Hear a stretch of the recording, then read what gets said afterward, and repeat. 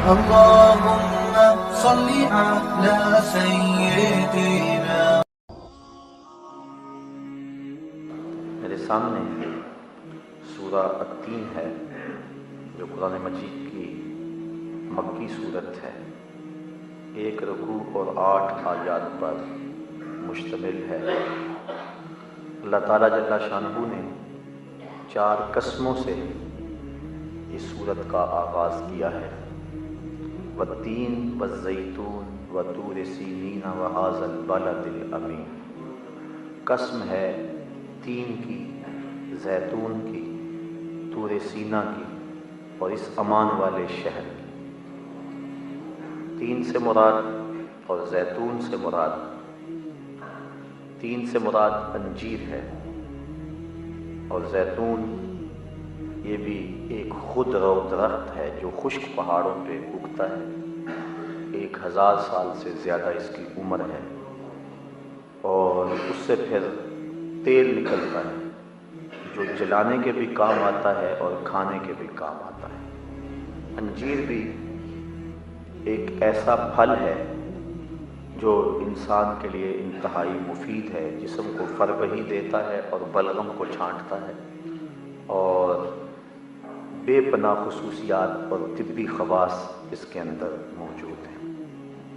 تو قسم فرمائی گئی انجیر کی اور قسم فرمائی گئی زیتون کی۔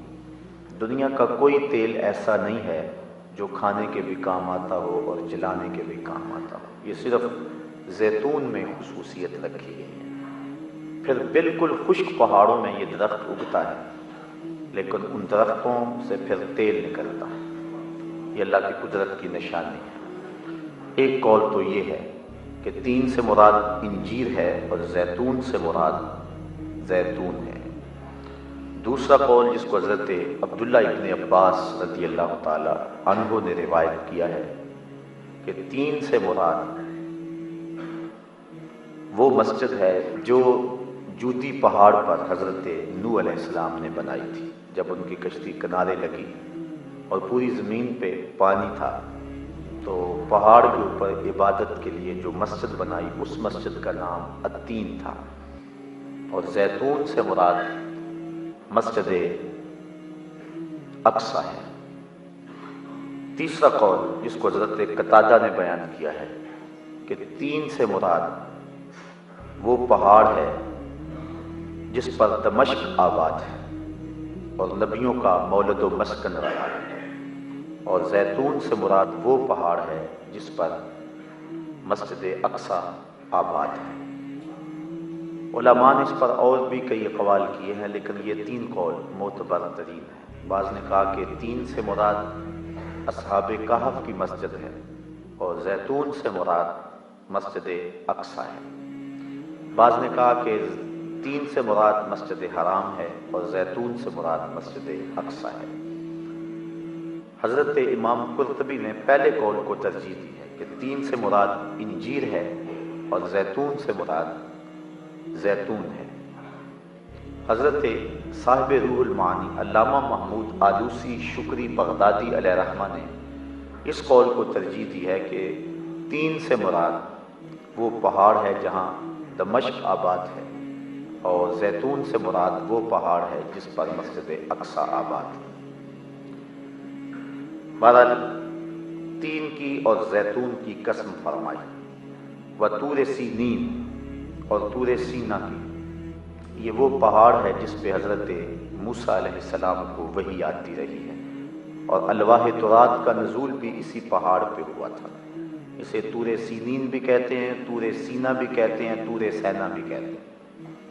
یہ بے پناہ برکتوں کا حامل پہاڑ ہے اور اللہ تعالیٰ کی تجلیات کا محبت بھی یہ پہاڑ رہا ہے اور اللہ تعالیٰ کے انوار بھی اس پہاڑ پہ اترے ہیں۔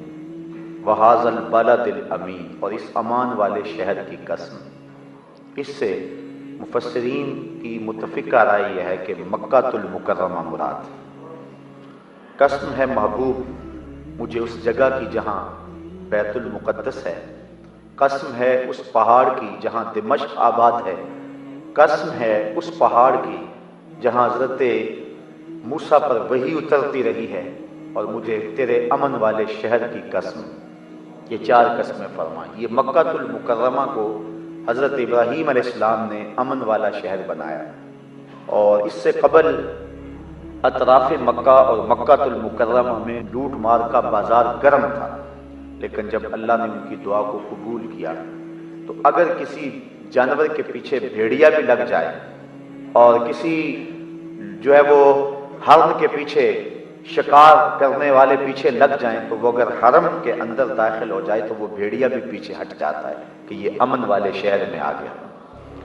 یہاں کے جانوروں کا شکار بھی جائز نہیں ہے، بلکہ یہاں کی خود رو بوٹیاں اور یہاں پر درخت جو ہیں ان کے پتے بھی نہیں توڑے جاتے۔ یہ عزت والا شہر ہے اور امن والا شہر ہے۔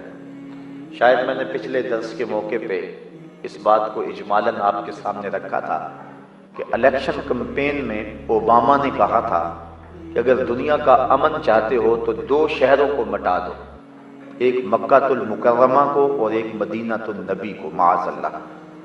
اس نے کہا تھا کہ دنیا پر یہ 2 شہر اگر مٹا دیے جائیں تو دنیا کے اوپر امن قائم ہو سکتا تھا۔ تو میں نے انہی دنوں کے اندر جمعہ المبارک کے خطبہ کے موقع پہ کہا تھا کہ دنیا کے اوپر امن کی ضمانت یہ 2 شہر کی ہیں۔ دنیا کے اوپر جتنی بھی امن کی روشنی ہے اور امن کا جتنا بھی نور زمانے کو دیا ہے، یا اللہ کے حرم مکے نے دیا ہے یا محمد کے مدینے نے دیا ہے۔ اس لیے دنیا کے امن کی ضمانت ہے یہ شہر، اور اللہ تعالیٰ نے اس کو البلد الامین کے نام سے یاد کیا، یہ امن والا شہر ہے۔ اور حضرت ابراہیم علیہ السلام نے کھڑے ہو کر کے دعا مانگی تھی کہ اللہ اس کو امن والا شہر بنا دے اور اس کے ساکنین کو پھلوں سے رزق عطا فرما دے، اور اللہ نے ان کی دعا کو حرف بحرف قبول فرمایا۔ دنیا کے کسی گوشے پر جو پھل نہیں ہوگا تمہیں مکہ المکرمہ میں دستیاب ہوگا، اور یہاں دن کو بھی امن، رات کو بھی امن۔ یہاں جنگوں کی آگ بڑکائی جائے پھر بھی جو ہے یہ شہر امن کے دائرے میں رہیں گے، اور اللہ تعالیٰ نے اس شہر کو امن کے نور سے مالا مال فرمایا ہے۔ اور جو شخص ان مقدس شہروں کے امن کو پامال کرنا چاہے، اللہ اس کو اس طرح پگھلا دے گا جس طرح پانی کے اندر نمک کو پگھلا دیا جاتا ہے۔ اس لیے ان شہروں کے سرحدوں پر اللہ نے فرشتوں کا پہرا بٹھایا ہوا ہے۔ ان شہروں کے اندر تو طاعون بھی داخل نہیں ہو سکتی ہے، بیماریاں بھی داخل نہیں ہو سکتی ہیں، بلکہ یہ وہ مقدس شہر ہیں، کل قیامت کے دن دجال بھی داخل نہیں ہونے پائے گا۔ اس لیے ان شہروں کو مٹایا نہیں جاتا، اور اس کے جواب میں ہم یہ عرض کرنا چاہتے اور کہنا چاہتے ہیں کہ دنیا کا اگر قائم امن کرنا چاہتے ہو تو دنیا پر جب تک ایک بھی یہودی موجود ہے دنیا کے اوپر امن قائم نہیں ہو سکتا ہے۔ دنیا کے امن کو پامال کرنے والے یہود ہیں۔ آپ تاریخ پڑھ کے دیکھ لیں، بنو نذیر اور جو ہے وہ بنو قریظہ کی آپ تاریخ پڑھیں، مدینے کے امن کو جب بھی پامال کیا اس دور میں، اور جتنی بھی جنگیں لگی ہیں، چاہے وہ بدر اور احد کی جنگ ہو، قریش مکہ کو اکسانے والے کون تھے، اور 2 عالمی جنگیں لگی ہیں، جنگ عظیم اول اور جنگ عظیم ثانی، دونوں کی تاریخ پڑھیں، اس کے پیچھے آپ کو یہودی کھڑے ہوئے نظر آئیں گے۔ 9/11 کا جو واقعہ ہوا ہے، جو 2 جڑواں ٹاور حملے کا شکار ہوئے اور پھر پوری دنیا کا عمل اس کی پاداش میں اس بہانے پامال کر دیا گیا اور ملک و ملک ہڈیاں توڑی گئی اور خون پیا گیا، تو اس کے پیچھے دیکھیں کہ یہودی منصوبہ ساز آپ کو نظر آئیں گے۔ تو دنیا کے اوپر جب بھی امن پامال ہوا ہے تو وہ یہودیوں نے کیا ہے، یہ بات ذہن میں رکھیں۔ میں کہتا ہوں یہ امریکہ یہودیوں کی لڑائی لڑ رہا ہے، یہ بد نصیب قوم ہے، لڑائی ان کی ہے، لڑ یہ رہے، چونکہ 1870 سے قبل آپ تاریخ پڑھیں کہ جو موجودہ فرقہ جو حکومت کر رہا ہے امریکہ کے اندر، اس کا وجود بھی نہیں تھا، یہ اپنی ضرورت کے لیے یہودیوں نے پیدا کیا، اور اس فرقے کا بنیادی عقیدہ یہ ہے کہ اتنی دیر تک حضرت عیسیٰ علیہ السلام کا نزول نہیں ہو سکتا جتنی دیر تک گریٹ اسرائیل مارز وجود میں نہیں آتا۔ تو گریٹ اسرائیل کو مارز وجود میں لانے کے چکر میں انہوں نے پوری دنیا کے امن کو پامال کر رکھا ہے۔ تو یہ اپنی ضرورت کے لیے یہودیوں نے ان کو مورا بنایا ہوا ہے اور یہ پوری دنیا کے امن کو اجاڑ رہے ہیں۔ اور اسلام کی جب نشأت ثانیہ ہوگی، احادیث صحیحہ کے اندر موجود ہے کہ اتنی دیر تک امن قائم نہیں ہوگا جب تک کسی جھاڑی کے پیچھے بھی ایک یہودی چھپا ہوگا تو مسلمان مجاہد کو وہ جھاڑی آواز دے کے کہے گی کہ میرے پیچھے آ، یہ ظالم چھپا، اسے قتل کر۔ اور جب اس آخری شخص کو قتل کیا جائے گا تو دنیا کا امن قائم ہو جائے گا۔ تو جب بھی ایک یہودی بھی کائنات میں موجود ہے دنیا کا امن قائم نہیں ہو سکتا۔ تو مکہ المکرمہ اور مدینہ رسول یہ تو دنیا کے امن کی ضمانت ہے۔ زمانے میں جتنا بھی امن بانٹا ہے محمد کے مدینے نے بانٹا ہے۔ اس لیے ہم کہتے ہیں کہ ان شہروں کی بقا سے کائنات باقی ہے۔ تم تو کہتے ہیں ان شہروں کو مٹا دیا جائے تو دنیا پہ امن قائم ہو جائے گا۔ ہم کہتے ہیں جب تک یہ شہر دھرتی کی چھاتی پہ موجود ہے دنیا قائم ہے، اور اگر یہ شہر نہ رہے تو دنیا کا وجود باقی نہیں رہ سکتا ہے۔ اللہ تعالیٰ فرمایا محبوب میری شان نہیں ہے کہ اس قوم پر عذاب دو جن کے اندر تم رہتے ہو۔ عذاب رکا ہوا ہے، اور جب لوگوں کی کرتوتیں اور لوگوں کے لچھن اور لوگوں کے انداز معاشرت اور جو بے حیائیاں اور جو ظلم اور بربریت اور زیادتیاں ہو رہی ہیں، عذاب آتا ہے لیکن مدینے کو دیکھ کے پلٹ جاتا ہے۔ تو یہ دنیا مٹ جائے اگر دنیا کی چھاتی کے اوپر نبی اکرم کا مدینہ نہ ہو اور اللہ کا گھر مکہ المکرمہ نہ ہو۔ تو کہا محبوب قسم ہے تین کی، قسم ہے زیتون کی، قسم ہے طور سینہ کی، وَهَذَا الْبَلَدِ الْأَمِينَ، اور اس امن والے شہر کی، لَقَدْ خَلَقْنَا الْإِنسَانَ فِي أَحْسَنِ تَقْوِيمٍ، چار قسمیں فرما کر کے ارشاد کیا گیا ہم نے انسان کو اچھی صورت پر بنایا ہے، احسن تقویم دی ہے، خوبصورت شکل دی ہے، عقل شعور کا نور دیا ہے۔ اس کو اعضائے بدنیہ سے لے کر کے چراغ عقل تک اس کی ہر شے خوبصورت بنائی ہے، اور یہ چار قسمیں فرما کر کے، قسم انجیر کی، قسم زیتون کی، اور قسم طور سینہ کی اور امن والے شہر کی، ہم نے انسان کو اچھی شکل پہ اچھی صورت پہ پیدا کیا۔ علماء نے لکھا ہے کہ جتنے بھی جانور ہیں، حیوانات ہیں، بہائم ہیں، چوپائے ہیں، اپنی غذا حاصل کرنے کے لیے ان کو اپنا سر جھکانا پڑتا ہے، لیکن انسان کی تقویم اللہ نے ایسی کی ہے کہ اس کی عزت نفس کا لحاظ رکھا ہے۔ یہ اپنی غذا حاصل کرنے کے لیے سر نہیں جھکاتا بلکہ ہاتھ سے لقمہ توڑ کے اپنے منہ تک لاتا ہے۔ یعنی لقمہ اس کے منہ تک پہنچتا ہے، اس کو لقمے کے لیے جھکنا نہیں پڑتا۔ یہ الگ بات ہے کہ کوئی شخص کمینہ صفت ہو جائے اور اللہ پر توکل چھوڑ دے اور در در کی ٹھوکریں کھائے۔ اللہ نے حیت ہی ایسی بنائی ہے کہ رسوا نہ ہو ٹکڑے کے لیے۔ اے طائر لاہوتی، اس رزق سے موت اچھی جس رزق سے پرواز میں آتی ہو کوتاہی۔ یہ الگ بات ہے کہ یہ گر جائے اور نیچے پن میں آ جائے، لیکن اللہ نے اس کی حیت ہی ایسی بنائی ہے، شکل ہی ایسی بنائی ہے۔ حضرت عیسیٰ بن موسیٰ ہاشمی اپنی بیوی سے بہت زیادہ پیار کرتے تھے۔ ایک دن 14ویں رات کا چاند چڑھا ہوا تھا، تو بس سبقت لسانی کہہ لیجئے، کہنے لگے اگر چاند زیادہ حسین ہے تیرے سے تو تجھے تینوں طلاقیں ہوں۔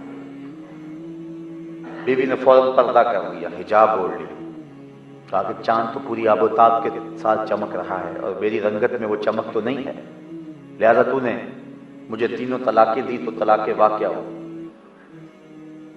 بڑے پریشان ہو گئے، رات بہت مشکل سے گزاری، صبح خلیفہ منصور کے پاس آ گئے کہ میں رات اپنی بیوی کو یہ کہہ بیٹھا ہوں، تو اس کے بارے میں کیا حکم ہے؟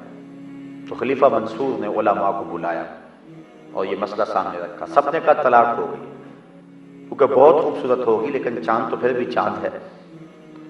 ایک عالم خاموش بیٹھا رہا اور وہ شاگرد تھا حضرت امام اعظم ابو حنیفہ کا۔ سب نے کہا طلاق ہو گئی۔ منصور پوچھنے لگا کہ تم نہیں بول رہے ہو؟ تو کہا بولوں؟ کہا ہاں بولو۔ انہوں نے کہا بسم اللہ الرحمن الرحیم، والتین والزیتون وطور سینین وہذا البلد الامین لقد خلقنا الانسان فی احسن تقویم۔ اس عالم نے کہا کہ میرے رب نے قرآن میں کہا ہے ہم نے انسان کو سب سے زیادہ خوبصورت پیدا کیا ہے۔ احسن ہے، صرف حسین ہی نہیں ہے، احسن ہے، اس میں تفضیل کا صیغہ ہے، سپرلیٹو ڈگری جس کو کہتے ہیں، سب سے حسین پیدا کیا ہے، اس سے آگے درجہ حسن کا نہیں ہے۔ تو کہا چاند جتنا مرضی حسین ہو اور اس کی بیوی چاہے کالی کلوٹی کیوں نہ ہو، انسان ہونے کے ناطے سے فرمایا کہ یہ چاند سے بھی زیادہ حسین ہے۔ تو خلیفہ منصور نے کہا جاؤ اپنی بیوی سے بھی کہہ دو کہ کوئی طلاق نہیں ہوئی ہے، تم پریشانی چھوڑ دو۔ تو اللہ نے انسان کو بہتر تقویم میں پیدا کیا، اور یہ انسان کے متہم بالشان آغاز کا تذکرہ ہے۔ آج مغرب تہذیب کی بات کرتا ہے، لیکن ان کے ہاں ایک نظریہ بڑا مقبول ہے اور وہ ڈارون کا نظریہ ارتقاء ہے۔ وہ کہتا ہے کہ انسان پہلے بندروں کی صورت میں تھا، پھر تہذیب پاتا گیا اور اس کی عادتیں بہتر ہوتی گئیں اور شکل سدھرتی گئی اور آج موجودہ شکل پہ ہے۔ آج سے ہزاروں سال قبل، کروڑوں سال قبل، لاکھوں سال قبل یہ بندر کی شکل میں تھا اور پھر آہستہ آہستہ آہستہ بہتری آتی گئی، سنورتا گیا، تہذیب پاتا گیا اور آج موجودہ صورت میں ہے۔ وہ انسان کو اس کا ابتدا اور اس کے آباء و اجداد کا تعلق جو ہے وہ بندروں کی نسل سے جوڑتے ہیں، اور یہ بڑا مقبول ہے ڈارون کا نظریہ ارتقاء۔ ڈارون کے نظریہ ارتقاء کے مقابلے میں یہ قرآن کا نظریہ ہے کہ ہم نے انسان کا آغاز ہی بڑی متہم بشان انداز سے کیا ہے۔ یہ بندروں کی اولاد نہیں ہے۔ خالق اللہ آدم علی صورتہ، اللہ نے اس کو اپنی صورت پہ پیدا کیا۔ اپنی صورت سے مراد اس کے اندر علم رکھا، حلم رکھا، بردباری رکھی، کمال رکھا، جمال رکھا، اس کو سمع و بصر دیا، اس کو چراغ عقل دیا، اس کو بہت دولتیں عطا کی اور ودیعتیں کی، اختیار اور ارادہ عطا کیا۔ اللہ تعالیٰ نے اپنے اوصاف حمیدہ کا عکس اور پرتو انسان کے اوپر ڈالا، اور اس طرح اللہ تعالیٰ نے اس کو اس متہم بشان انداز سے اس کا آغاز کیا۔ تو یہ بادروں کی نسل نہیں ہے، بلکہ انسان کو اللہ نے اپنے دستے قدرت سے بنایا، اور جب پہلا انسان تخلیق کیا تھا اس کی عظمت کو دنیا کے اوپر بیان کرنے کے لیے فرشتوں کو حکم دیا، اس روئے زمین پہ اور اس کائنات میں سب سے عزت والی مخلوق تم ہو، لیکن میں تمہاری پیشانی بھی حضرت آدم کے سامنے جھکانا چاہتا ہوں۔ اور اس طرح حضرت انسان کی تعظیم کے جھنڈے گاڑے گئے اور فرشتوں کی جبین نیاز کو حضرت آدم کے سامنے جھکایا گیا، پھر ان کو دنیا کے اوپر بھیجا گیا۔ اسی لیے کسی نے کہا تھا نا کہ فرشتہ کہنے سے میری توقیر گھٹتی ہے، میں مسجود ملائک ہوں، مجھے انسان رہنے دو۔ میں تو فرشتوں کا مسجود رہا ہوں اور مجھے انسان رہنے دو، یہ میری عزت ہے، یہ میری توقیر ہے۔ لقد خلقنا الانسان فی احسن تقویم ثم رددناہ اسفل سافلین، پھر اسے ہر نیچے سے نیچی حالت کی طرف پھیر دیا۔ یعنی اگر وہ اپنے منصب کو چھوڑ دے، انسان کو چار قسمیں بیان کر کے اس کی عظمت کو بیان کیا گیا، اور اگر یہ انسانیت سے گر جائے تو پھر بہت نیچے لڑک جاتا ہے۔ اگر یہ اپنی عظمت کی پاسداری کرے اور اپنے منصب کی حفاظت کرے تو یہ فرشتوں سے بھی بہتر ہوتا ہے، لیکن اگر اپنے منصب کی آبرو اور منصب کی حفاظت نہ جانے تو پھر یہ چوپایوں سے بھی بدتر ہو جاتا ہے۔ اولئک کالانعام بل ھم اضل، اللہ قرآن میں فرماتا ہے یہ چوپایا ہے بلکہ چوپایوں سے بھی گیا گزرا ہے۔ جب یہ گرنے پہ آ جائے تو اس کی حالتیں، اس کی زندگی کے انداز اور تیور اور لچن چپایوں سے بھی بدتر ہوتے ہیں۔ آپ نے چپایوں کو بھی دیکھا ہوگا کہ جب چوپایا بھی جفتی ہوتا ہے تو کبھی نر سے جفتی نہیں ہوتا، وہ بھی مادہ کو تلاش کرتا ہے، لیکن انسان جب گرنے پہ آ جائے تو یہ ساری حدیں پھلانگ جاتا ہے، تو یہ چوپایوں سے بھی بدتر ہو جاتا ہے اور سخت ترین ذلت کے اندر چلا جاتا ہے۔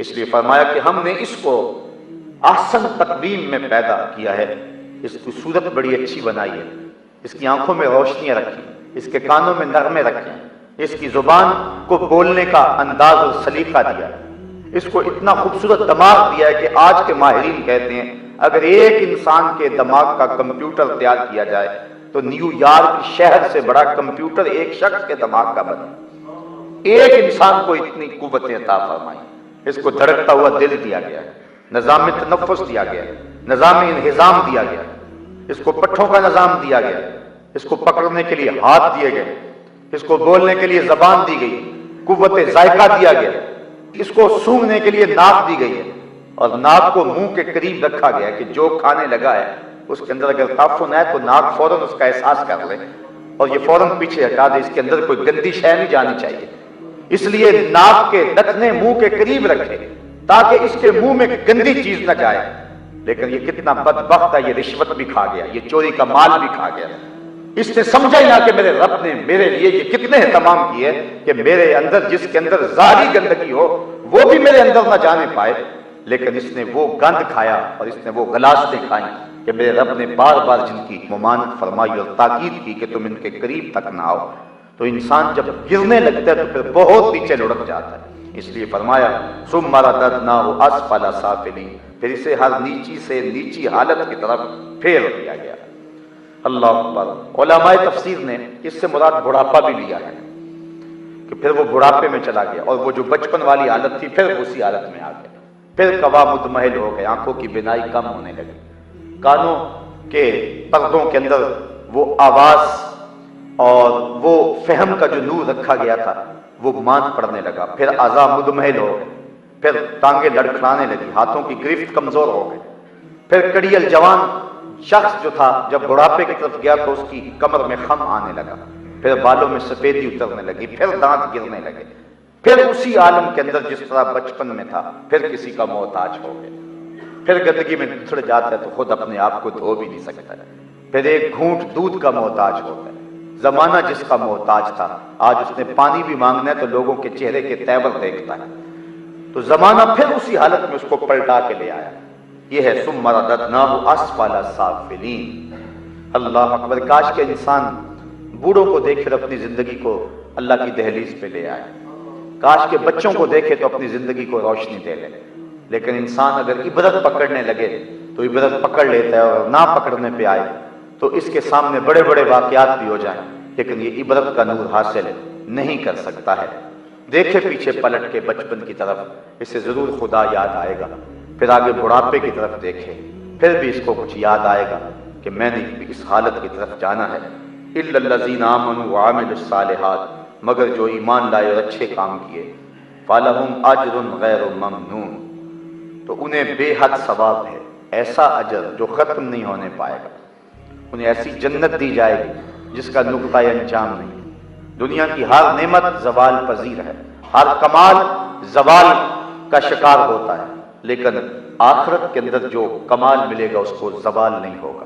ایسی زندگی ملے گی جس کو موت نہیں ہوگی، ایسی جوانی ملے گی جس پہ بڑھاپا نہیں ہوگا، ایسی عمر ملے گی جو پرانی نہیں ہوگی، ایسی آنکھیں ملے گی جن کی روشنی کبھی ماند نہیں پڑے گی، ایسی طاقت ملے گی جو کبھی کمزوری کی طرف مائل نہیں ہوگی۔ تو قیامت کے دن موت کو بھی موت آ جائے گی، مینڈے کی شکل میں لا کے ذبح کر دیا جائے گا، بلکہ حدیث میں آتا ہے کہ جنتی کو جنت میں جا کے صرف ایک ہی ڈر ہوگا، اور وہ یہ کہ کہیں موت نہ آ جائے، اور جہنمی کو جہنم میں پہنچ کے ایک ہی امید ہوگی کہ کبھی موت آ جائے تو جان چھوٹ جائے۔ لیکن پھر جب موت کو ذبح کیا جانے لگے گا تو جنتی جنت سے لمبی لمبی گردنیں نکال کے دیکھیں گے، اور جہنمی جہنم سے، اور جب موت کو ذبح کر دیا جائے گا تو جنتیوں کی خوشیوں کی انتہا نہیں رہے گی کہ اب تو اس موقع پر زوال نہیں ہے اور موت بھی کبھی نہیں آئے گی، اور جہنمیوں کی امیدوں کے سارے سلسلے ٹوٹ پھوٹ کا شکار ہو جائیں گے، اب تو موت بھی نہیں آئے گی، اور تکلیف ہے کہ وہ صحیح نہیں جا رہی ہے۔ تو فرمایا الا الذین آمنوا وعملوا الصالحات، مگر وہ جو لوگ ایمان لائے، وعملوا الصالحات، اور اچھے کام کیے، فلہم اجر غیر ممنون، تو انہیں بے حد ثواب ہے۔ فما یکذبک بعد بالدین، تو اب کیا چیز تجھے انصاف کے جھٹلانے پر باعث ہے؟ کون چیز ابھارتی ہے تجھے جو ہے وہ انصاف کے جھٹلانے پر؟ الیس اللہ باحکم الحاکمین، یا اللہ سب حاکموں سے بڑھ کر حاکم نہیں ہے؟ جب وہ سب سے بڑا حاکم ہے تو پھر کیسے ہو سکتا ہے کہ تم انصاف کو جھٹلا دے؟ کون سی شے ہے جس کو جو تجھے تکذیب پہ آمادہ کر رہی ہے؟ ایک چھوٹے سے ملک کا حکمران ہوتا ہے اور وہ اس بات سے ڈرتا ہے کہ میری حکمرانی ٹوٹ پھوٹ کا شکار نہ ہو جائے، عدل و انصاف کرتا ہے، چونکہ حکمرانیاں اور بادشاہتیں عدل و انصاف سے قائم رہتی ہیں۔ ایک عربی کا مقولہ ہے الملک یدوم بالکفر ولا یدوم بالظلم، ملک کفر کے ساتھ تو قائم رہ سکتے ہیں لیکن ظلم کے ساتھ قائم نہیں رہ سکتے، جہاں ظلم ہو وہاں ملک قائم نہیں رہا کرتے ہیں۔ اس لیے جس کو ملک کی فکر ہے وہ یقیناً عدل کرتا ہے، انصاف کرتا ہے۔ جو ملک کا خیر خواہ نہیں ہے اور اپنی حکومت کا خیر خواہ خود بھی نہیں ہے تو وہ ظلم کرے گا، اور 4 دن کی کہانی ہے، اس کو پتا ہے جو کر لوں اس کے بعد یہ میرا نہیں اور میں اس کا نہیں ہوں۔ لیکن جس کو پتا ہے کہ یہ میری حکومت ہے اور ہمیشہ میرے پاس ہی رہنی، تو ظاہر ہے کہ وہ کوشش کرے گا کہ میں عدل انصاف سے انحراف نہ کروں، اگر انحراف کروں گا تو لوگ اٹھ کھڑے ہوں گے۔ تو یہ تقاضا ہے اس بات کا کہ کوئی بھی حکومت کرنے والا شخص جو ہے وہ عدل سے انحراف نہیں کرتا ہے۔ تو جو اللہ تعالیٰ پوری کائنات کا حاکم ہے اور احکم الحاکمین ہے، تو کیا وہ عدل نہیں کرے گا؟ انسان ذرا سوچ اس بات پر. اس کو دعوت دی گئی ہے اور یہ کہا گیا کہ ہم نے انسان کو اچھی صورت میں پیدا کیا، لیکن اگر وہ اپنے منصب کو چھوڑتا ہے تو پھر اس کو نیچے سے نیچے درجے میں پہنچا دیا جائے گا. اس کا ایک تو مطلب یہ ہے کہ یہ دنیا کے اوپر بہت نیچا ہو جاتا ہے اور حیوانوں سے بدتر انداز کی زندگی اختیار کر لیتا ہے. یہ انتہائی بدترین حالت کو اختیار کر لیتا ہے. اور مفسرین اس کا یہ بھی معنی بیان فرمایا ہے کہ پھر اس کو جہنم کے سب سے نچلے درجے کی طرف دھکیل دیا جائے گا کہ تجھے اتنی اچھی صورت دی تھی، اتنی اچھی شکل دی تھی، چراغ عقل دیا تھا، شعور کی دولت دی تھی، لیکن تو نے اپنی زندگی کو کیسے برباد کیا اور آوارگی کے ساتھ گزارا. ثم رددناہ اسفل سافلین، پھر اس کو اس جو ہے وہ درک اسفل کے اندر، سب سے نچلے درجے کے اندر دھکیل دیا جائے گا. اور ظاہر ہے کہ جو اپنے منصب کا قدردان نہ ہو تو پھر جو اپنے منصب سے انحراف کرے تو اس کے ساتھ یہی سلوک کیا جاتا ہے. اگر اپنے عہدے پر کوئی کام نہ کرے تو حکومتیں اس کو ہٹا دیتی، عام حاکم بھی اس کو برقرار اس کے عہدے پہ نہیں رکھتا کہ تجھے اتنی بڑی عزت دی، تجھے وزارت کا قلمدان دے دیا، لیکن تو نے سو کے اور غفلت سے اور جو ہے وہ سستی سے وقت گزارا اور محکمہ اجڑ گیا. اس طرح کوئی بھی حاکم اس کو پسند نہیں کرتا. تو جو حاکموں کا حاکم ہے اس نے انسان کو اپنا خلیفہ بنایا تھا اور اپنی نیابت کا تاج اس کے سر پہ رکھا تھا، اور اس نے اگر جو ہے وہ اس کے احکام کو نہ مانا تو پھر کیا اللہ جو ہے وہ احکم الحاکمین ہے؟ تو پھر کس طرح تو جھٹلا سکتا ہے انصاف کو؟ انصاف تو وہ کرے گا. یہ بات ذہن میں رکھیں. اللہ تعالیٰ اپنے کرم سے بخشے گا، اس سے انکار کسی کو نہیں ہے. جو نیکوکار ہیں وہ بھی اس کے کرم اور فضل سے بخشے جائیں، اس سے کسی کو انکار نہیں. لیکن یہ بات بھی ذہن میں رکھو کہ جس کو رعایتی نمبر دیے جاتے ہیں وہ فرسٹ ڈویژن حاصل نہیں کیا کرتا، اس کو 33% نمبر سے ہی پاس کیا جاتا ہے. جو رعایت کے نمبر ہوتے ہیں اور جو محنت اس کا نتیجہ اور ہوتا ہے. یہ تو نہیں ہوگا کہ جس نے سارا سال محنت کی ہو اور راتوں کو جاگ جاگ کے پڑھا ہو وہ بہت پیچھے چلا گیا، اور جس نے کچھ نہیں پڑھا اس کو رعایتی نمبر دے کے جو ہے اس نے بورڈ ٹاپ کر لیا ہو. کبھی ایسا ہوا ہے؟ آج تک ایسا ہوا ہے کہ کسی کو رعایتی نمبر اتنے دے دیے گئے ہوں کہ اس نے بورڈ کو ٹاپ کر دیا؟ ایسا کبھی نہیں ہوا. رعایتی نمبر پانے والا 33% نمبر ہی لیتا ہے اور سٹار لگ کر ہی پاس ہوتا ہے، اور جس نے محنت کی ہو، راتوں کو جاگا ہو، تو وہی فرسٹ ڈویژن حاصل کیا کرتا ہے اور وہی پوزیشن ہولڈر ہوتا ہے.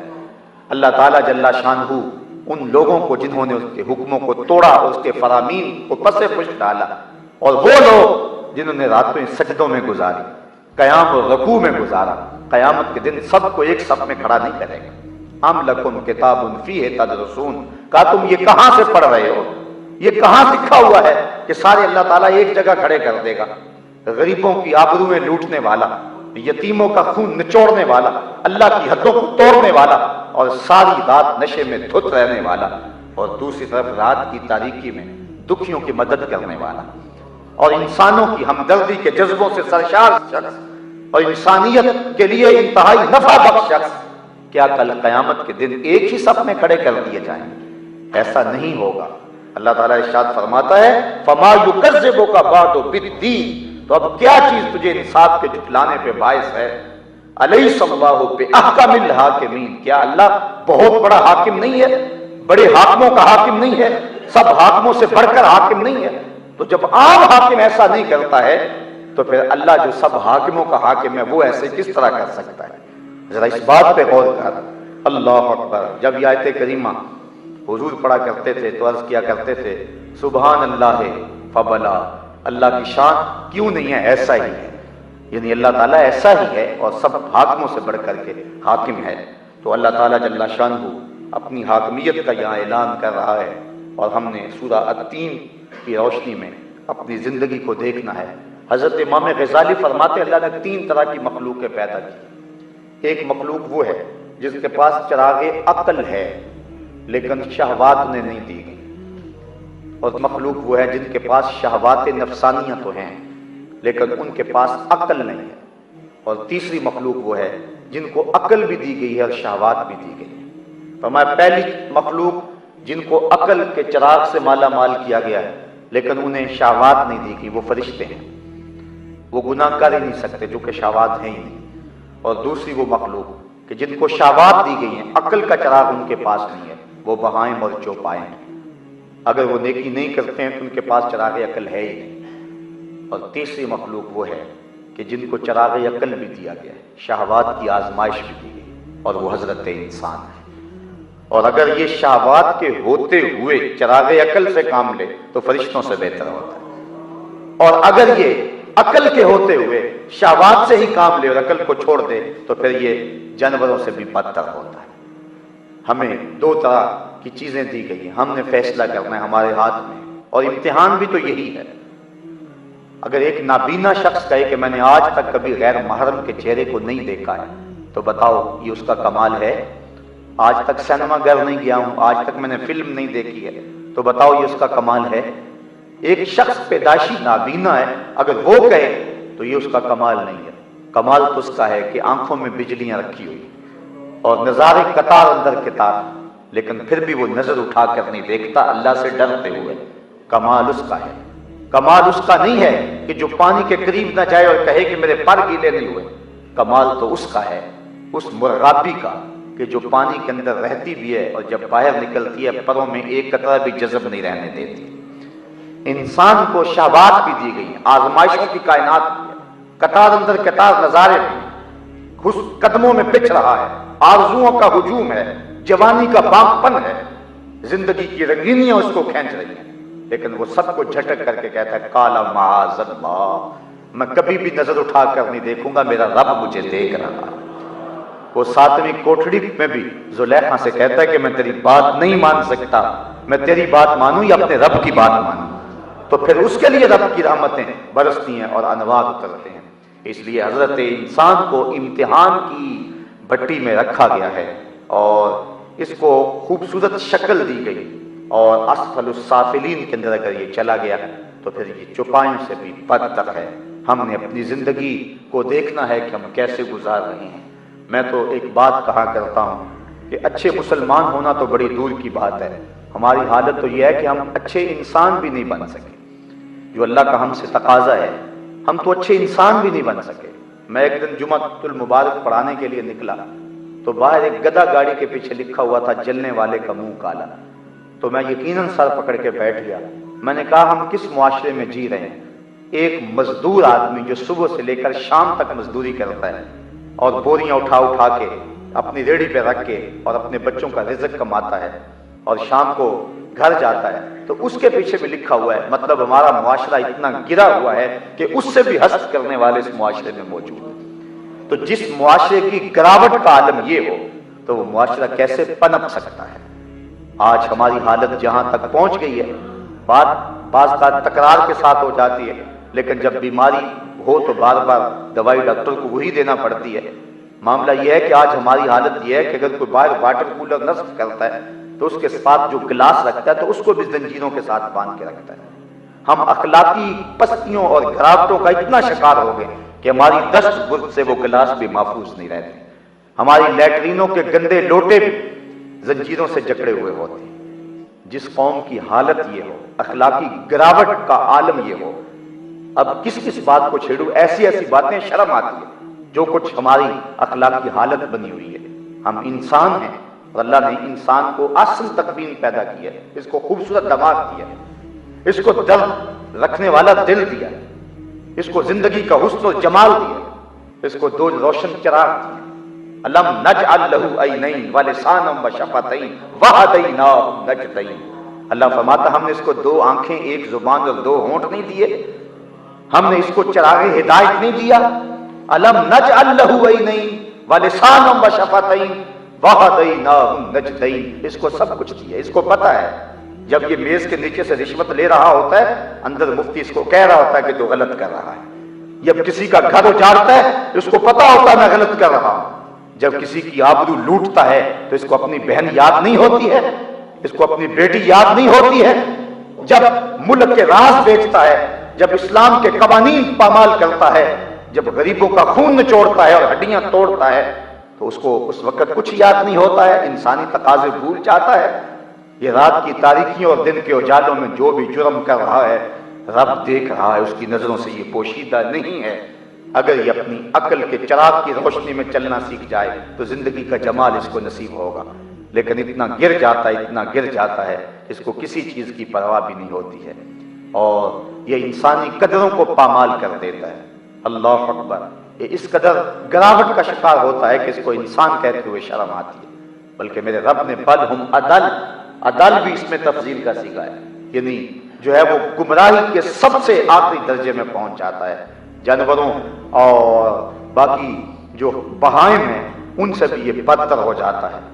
جانوروں کے اندر بھی زندگی کے کچھ اصول ہوا کرتے ہیں جن سے وہ انحراف نہیں کرتے، جو مرضی ہو جائے ان اصولوں کو وہ نہیں پھلانتے۔ آپ بیٹھ جائیں تو کتوں کا اصول ہے کہ وہ بیٹھے ہوئے شخص کو نہیں چیرتے، یہ کتے کا بھی اصول ہے۔ کوئی شخص یعنی اپنی کمزوری دکھا دے کہ میں کمزور ہوں، تیرے سے مقابلہ نہیں کر سکتا، یہ جو کتے ہیں یہ ان کا بھی اصول ہے کہ کوئی شخص بھاگ رہا ہے اس کے پیچھے دوڑیں گے، لیکن جب وہ بیٹھ جائے گا یا لیٹ جائے گا تو کتے اس کو چھوڑ کے بھاگ جائیں گے، یہ کتے کا بھی اصول ہے۔ لیکن یہ انسان اتنا بدتمیز ہے، یہ قبروں سے مردے اکھاڑ کر کے جو ہے وہ ان کو بھی چوراہوں پہ لٹکاتا ہے۔ یہ کتنا بدتمیز شخص ہے کہ یہ قبروں سے لاشیں نکال کے ان کی بے حرمتی کرتا ہے۔ یہ وزیر آباد کے کیس کو کون نہیں جانتا؟ یہ انسان کا بچہ ہی تھا نا، اسے انسان ہی کہا جاتا ہے نا۔ بل ہم عدل کا یہ ظہور ہوتا ہے، یہ کس قدر بدترین ہو جاتا ہے اور کتنے کتنے گندے اور کبھی کام کرتا ہے کہ اس کے ذکر سے بھی شرم آتی ہے۔ آپ انسانیت کی تاریخ پڑھ کے دیکھ لیں کہ اس نے کتنے کتنے مکروہ کام کیے، تو پھر جب گرتا ہے تو گرتا ہی چلا جاتا ہے، جب لڑکتا ہے تو پھر اتنی پستی میں جا کے گرتا ہے کہ اس پستی میں اس کے علاوہ کوئی اور نہیں ہوتا ہے۔ کوئی کیڑا مکوڑا جس پستی میں نہیں ہوتا جس پستی میں یہ جا کے گر پڑتا ہے۔ اس کی سوچیں پھر اتنی گندی ہو جاتی ہیں، اس کے خیال اتنے بیٹھ جاتے ہیں اور اس کے مزاج میں اتنی آوارگی آ جاتی ہے کہ اس کو کسی کی بھی شرم نہیں ہوتی اور کسی کا بھی حیا باقی نہیں رہتا۔ یہ اتنا بدتمیز ہو جاتا ہے، اس کو غریب کے منہ سے لقمہ چھینتے ہوئے بھی حیا نہیں آتا۔ یہ اتنا بدتمیز ہوتا ہے کہ بیوہ کی یتیم بچی کا جہیز بھی چرا کے لے جاتا ہے۔ یہ اتنا بدتمیز ہو جاتا ہے کہ 10-12 بہنوں کے اکلوتے بھائی کو قتل کرتے ہوئے بھی اس کا ماتھا نہیں ٹھنکتا۔ یہ اتنا بے حس ہو جاتا ہے کہ یہ ماں کی گود سے بیٹا چھین کر کے کرپان کی نوک پہ چڑھانے سے بھی گریز نہیں کرتا۔ یہ اتنا بدتمیز ہو جاتا ہے کہ جوان بھائی کو باندھ کر کے اس کے سامنے بہن کی آبرو بھی لوٹتا ہے۔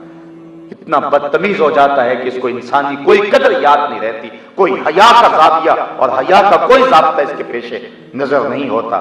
پھر یہ چھوٹے چھوٹے بچوں کو بھی معاف نہیں کرتا ہے، یہ یونیورسٹیوں میں گھس کر کے قرآن پڑھتی بچیوں پر بھی حملہ آور ہو جاتا ہے۔ یہ جب اتنا بدتمیز ہو جیسے کوئی پرواہ نہیں ہوتی، یہ جنازوں کے اوپر بھی خود کش حملے کرنے سے گریز نہیں کرتا۔ جب بدتمیز ہو جائے تو یہ ڈرون حملے کرتا ہے، یہ خون نچوڑتا ہے، یہ ہڈیاں توڑتا ہے۔ آپ گوانٹا ناموبے کی کہانیوں کو بھول جاتے ہیں۔ یہ وہ لوگ ہیں جو تہذیب کی بات کرتے ہیں اور اپنے آپ کو مہذب قرار دیتے ہیں، یہ ان کی کہانی ہے، انہوں نے کیا کیا نہیں کیے ہیں۔ یہ بدتمیزی کی انتہا ہے۔ ثم رددناہ اسفل سافلین، یہ انتہائی نیچے مقام پہ آنے والی بات ہے۔ موصل کی ام احمد کی چیخیں ہم کبھی نہیں بھول سکتے، جس کے جسم کو زخم دے کر کے بھوکے کتوں کے آگے چھوڑا گیا، اور پھر جب کتے اس کے جسم کو چیرتے تھے امریکی گنڈے کہہ کہہ لگاتے تھے۔ یہ مہذب دنیا کی کہانی سنا رہا ہوں، یہ میں تمہیں دنیا کی مہذب قوم کی باتیں سنا رہا ہوں جنہوں نے انسانوں کے گلے چیرے، اور جب خون بہہ گیا تو پھپھڑوں میں پٹرول بھرا اور پھر ان لاشوں کو آگ لگائی، اور پھر انسانیت کے لاشیں تڑپے تو یہ کہہ کہے لگاتے رہے۔ ہم ان انسانوں کی بات کرتے ہیں جو دنیا کے مہذب ترین انسان کہلاتے ہیں۔ انہوں نے یہ کیا کہ سروں سے بال نوچے اور پھر زخموں میں تیزاب چھڑکا اور لوگوں کو تڑپنے کے لیے چھوڑا گیا۔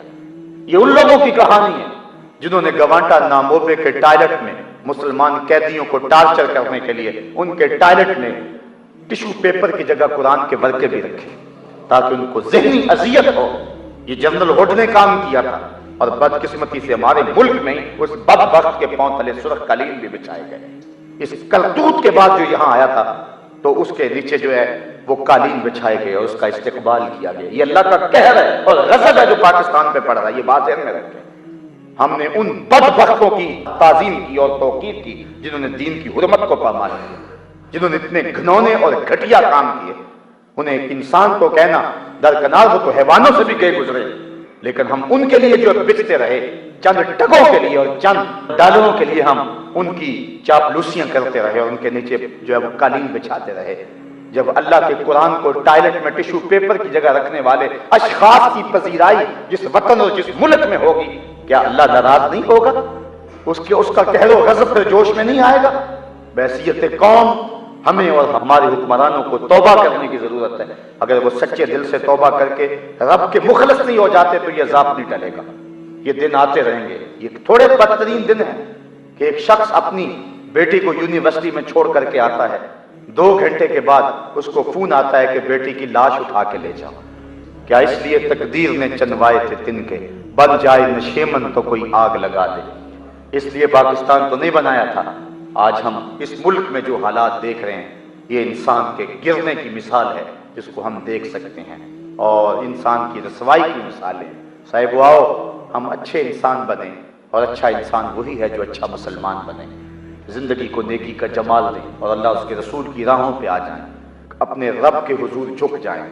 صاحب آئیے ہم اس سورت نور کا، سورت مقدسہ کا نور حاصل کریں اور اپنی زندگی میں چراغاں اور روشنی کا